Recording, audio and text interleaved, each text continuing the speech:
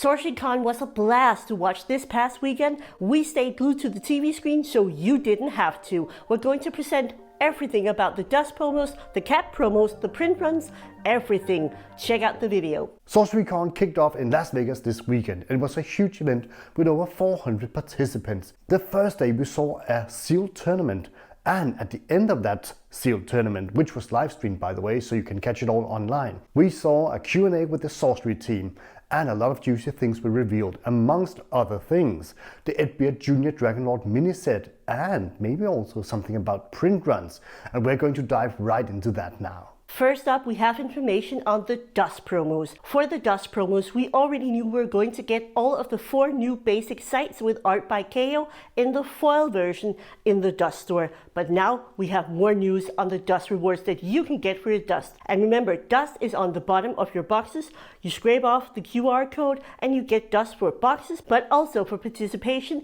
in different events. The first set of dust promos we're going to have a look at is the new artist Brian Wackwitz. He has made an amazing avatar, and it is the Druid. We're going to get all 4 of these cards in foil. And do remember, Simon did mention that they're going to try to make this an available dust promo because he knows that a lot of people are interested, and we also don't know anything about the timing of these yet, but presumably we're going to get them soon. We also got 2 new old art promos for 2 cards in the Arthurian Legends set. One of them was Briar Patch by Vasily, and the other one was Camelot by Iron Miller, and both pieces are absolutely gorgeous. The next dust promo is by Drew Tucker, and this is actually a really cool piece because this piece of artwork was commissioned by a fan and community member, Mike Pelly. The Sorcery team saw this piece of artwork and were really inspired to use it as a dust promo and went and asked Drew Tucker if they could do so. And unfortunately for all of us, he said yes, because this art piece is incredible. We have featured it here on the channel a couple of times, and I even got to talk with Drew Tucker about it when I was at Spiel. So if you want to watch more about that specific piece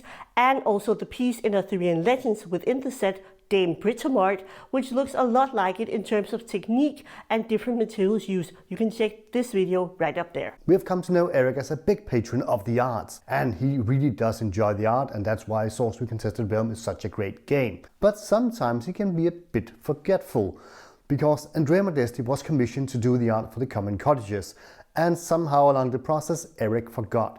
Luckily, this gorgeous piece of art is not going to be wasted because it's going to be featured on this dust promo of Common Cottages. And the same goes for the new dust promo of the Foot Soldier.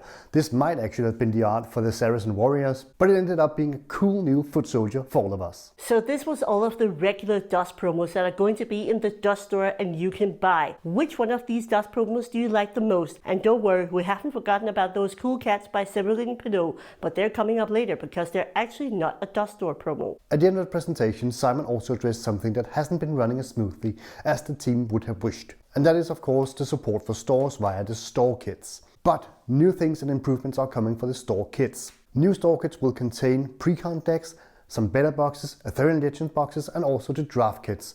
And we're also seeing something quite new because the Sorcery team would like to facilitate a sort of player ecosystem, and to facilitate this, a cool new thing is coming. In the new store kit, we're going to see these 2 really cool cat promos, and the art is by Severin Pinot, who I spoke with at Spiel Essen, where she actually discussed how much she enjoyed painting cats, so this must be the perfect combination for Severin. We're going to have the Apprentice Wizard and the Grand Meowster, and these 2 are of course spoofy names or pun names on the Apprentice Wizard and the Grand Master, and these 2 you are going to be able to get if you take certain roles at your store. So for instance, the Apprentice one you're going to get if you're a new player at your LGS. Precisely how this works we don't know yet, but more information on that is coming and we will follow up with it. And the Grand Meowster is the promo that you are going to get if you're a veteran player at your store and doing a lot to organize and help the community grow at your local game store. And just for you guys out there, this does not mean you can play both the regular version and this version. Simon already clarified that at the panel. If you're getting any value out of this video, please remember to smash that like button and also consider becoming a subscriber. And if you want to help us get to SorceryCon Las Vegas next year, you can help us out by becoming a YouTube channel member or a Patreon member, and you can support the cardboard guide for just $3 a month. Thank you. In the presentation, Simon, Erik and Ed Beard Jr. was also on stage. Ed Beard Jr.'s long anticipated Dragonlord set was actually revealed, or at least some of the cool cards from the set. This was really cool. We got to see the avatar, the Dragonlord himself, who is the main character in this story that Ed built around. And again, this is really Ed's story and his characters and also his art. So this is a deep dive into that story. And Erik also later replied to one of the questions that we're not necessarily going to see more lore like this in the future for future sets, but this was really a specific and very special opportunity to work together with Ed on this Dragonlord mini set. So we have the Dragonlord himself. You can see him here on the card.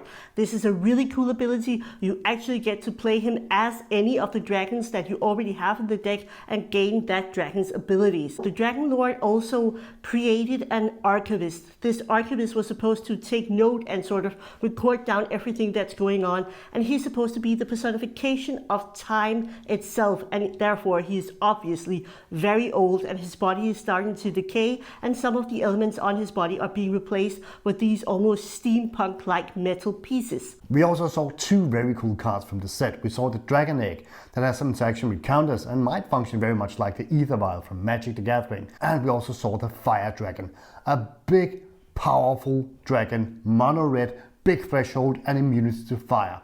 And I think this card is going to be really cool if you can play it, but it might interact really well with some of the other cards in the set, so that might be feasible. It was also confirmed that this set is going to contain exactly 13 cards.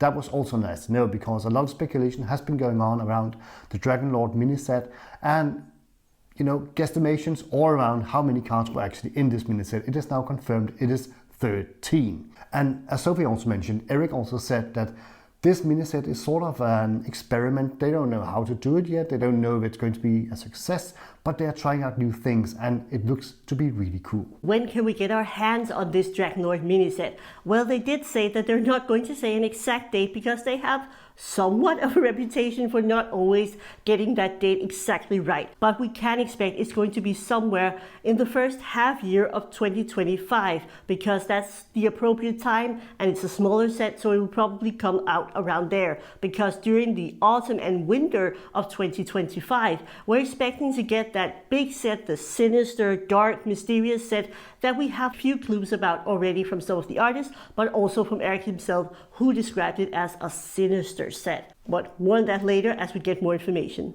We also got a little very interesting piece of information, and that is that right now over 100 million Sorcery Contested Realm cards have been printed. And to put that into perspective, we know that the alpha set was 29,000 boxes and that is just a little short of 70 million cards printed. So that gives you some sort of estimation about how many cards has been printed in both Beta and Arthurian Legends. We don't know how the distribution is between Beta and Arthurian Legends. We don't know if all the print runs of Arthurian Legends has been printed yet, but it gives us some sort of scope about the print run sizes. And Simon also indicated that some people might use this information to calculate the print run sizes, but they were not going to divulge that information. They were just going to tell us how many cards have been printed so far. If you like the math around Sorcery Contested Realm, I would highly recommend you to check out Haole from the Wizard's Den, because we know that he's going to do some videos about the calculations and he's going to deep dive into this. Another little interesting piece of information was the fact that only 25% of all dust codes have been redeemed. 25%. Somehow that was a number I wasn't expecting, and by the reaction in the crowd, it doesn't seem like the crowd at SorceryCon was expecting it to be only 25%. I think there are a lot of different reasons for this. First up, a lot of people during the Kickstarter and beta didn't actually know about the dust codes. The dust codes weren't really super well announced, and if people didn't check out videos or content creators speaking about the dust code, there wasn't anything on the box or any flyers or anything else that announced that you had to check out the bottom of the box and scan the code and even scrape off the QR code so you could get it listed into Curiosa.io. I think it's worth mentioning that the people who are breaking a ton of boxes are not necessarily going to be entering every code into the system each time they break a box. They probably have a large amount of box codes left somewhere, and then they enter them in as they figure out which dust promos they want, or either decide to sell them, because if you enter it in, it is locked into your account and you can't sell that dust code. And if you open several, I don't know, hundreds, maybe even thousands of boxes, you might not need every dust code yourself, and then it's more profitable for you to sell it or give it away to someone else. The dust promos, a lot of them are once per lifetime buys and you can't get several of them. So again, not everybody needs all the dust that they've actually opened. Do share with new players that the dust code under the bottom of the boxes, you need to make sure that you get it into the system, and that you actually, if you register for official events, also get dust for participation and for winning tournaments. We also saw some data about how Sorcery Contested Realm is doing as a game. Right now there's 12,000 registered players all around the globe, and the Curiosa.io homepage has been visited 4.2 million times. The player community is really active and there's a lot of players, and it's still growing, of course. Right now the sorcery team consists of 11 people, and Ira just joined the team again. Ira's new function is going to be the keeper of the codex, which means that he's going to be the one that has the finger on the pulse in regards to tournaments, and is also going to be tightening up the rules in Sorcery Contested Realm. Right now 800 stores all around the globe in 45 different countries has been registered on the Play network, and over 2,000 events have been hosted in these stores. And that is of course only the official events hosted, so a lot of gaming is going on in the sorcery community. So right now the player base in sorcery is doing really well, and I think this is the indication that we have a really healthy game, and that have somehow managed to find that perfect balance between having a game that's collectible and having a great and growing player base.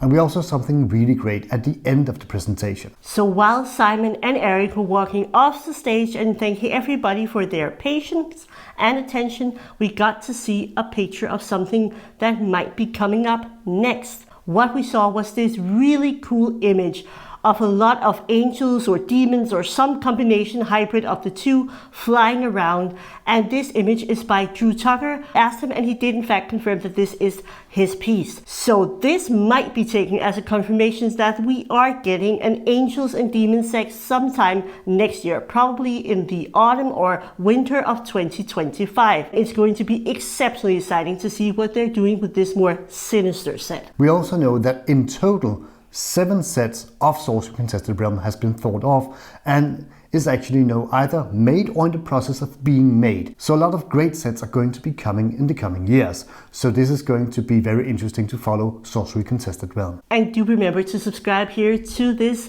YouTube channel, because we're trying to bring you all the latest news and information on all topics regarding Sorcery Contested Realm. If you were at SorceryCon, please do share your favorite moments down in the comment section, or let us know if there's anything you feel like the community should know that came out of SorceryCon that we didn't take into this video. Please leave the comment down below. And with that, thank you for watching this video, and also a huge thank you to our YouTube channel members and our Patreon members streaming down below. With your help, we are hoping that we are going to be able to participate in SorceryCon next year. And we would really love to meet all of you, so hopefully we can make this dream come true for us and get to meet all of you awesome, amazing people supporting us here at the Cardboard Guide. And we will see you in the next video.